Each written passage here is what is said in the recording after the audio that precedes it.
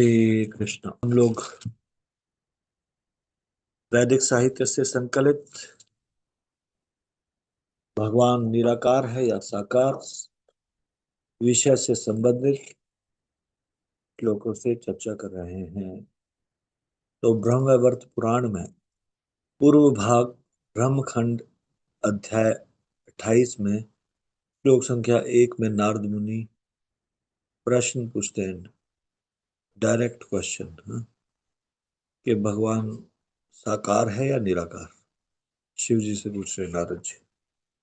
नारद उवाच श्रुतं सर्वं जगन्नाथ त्वत्प्रसादात् जगद्गुरो भवान् ब्रह्म स्वरूपं च वद्ब्रह्म निरूपणम् प्रभो किं ब्रह्म साकारं किं निराकारमीश्वर। नारद बोले, जगन्नाथ जगद्गुरु आपकी कृपा से सब कुछ सुन चुका। अब आप ब्रह्म का स्वरूप तथा ब्रह्म तत्व का निरूपण करने की कृपा करें। हे प्रभु, ब्रह्म साकार है या निराकार। और इसका उत्तर वो देते हैं 37वें श्लोक से 44वें श्लोक में, इसी अध्याय में।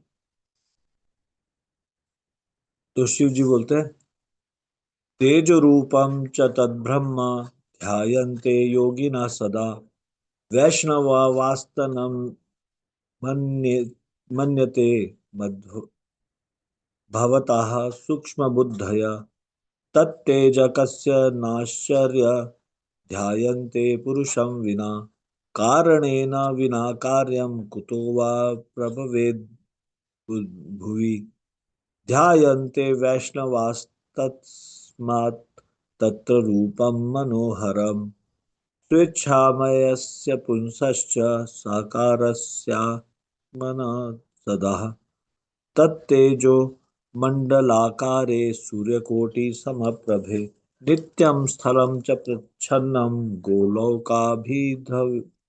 च लक्षकोटया योजनानां चतुरस्रं मनोहरम् रत्नेन्द्रसार निर्माण गैर्गा त्रिमिश्चात्रिवृतं सदा सुदृश्यं वर्तुलाकारं यथा चन्द्रस्य मण्डलं नानारत्नैश्च खचितं निराधारं तदिच्छया ऊर्ध्वं च नित्यं वैकुण्ठात् पञ्चाशत्कोटियोजनं गोपी संयुक्तं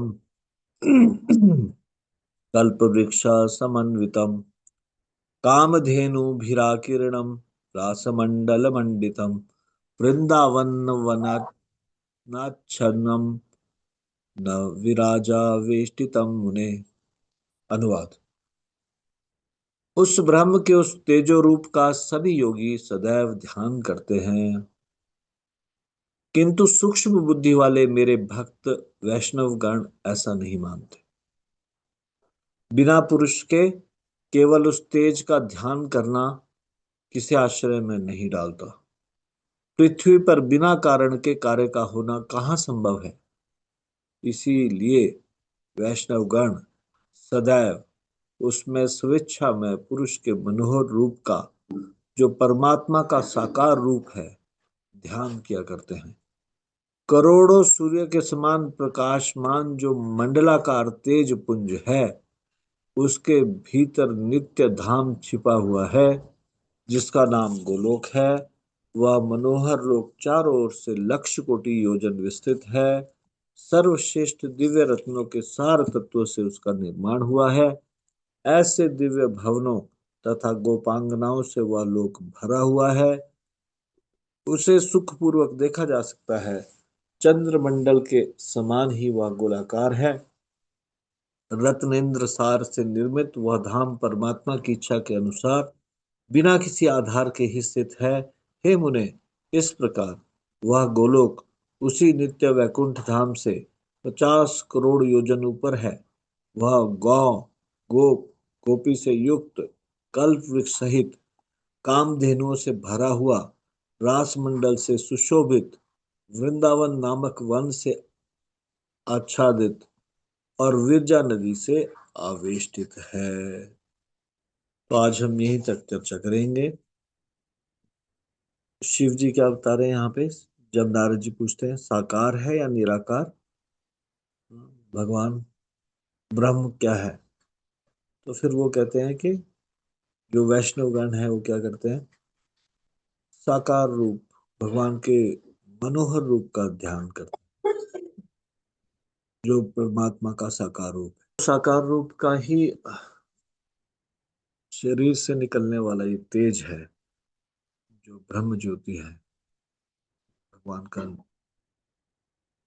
निराकार पक्ष जो है वो साकार रूप से ही प्रकट होता है। तो इसको हम यहीं पे विराम देंगे। श्री हरिनाम संकीर्तन की जय, श्री राम प्रभु की जय, शिल प्रपाद की जय, निताई गौर प्रेमानंदे हरि।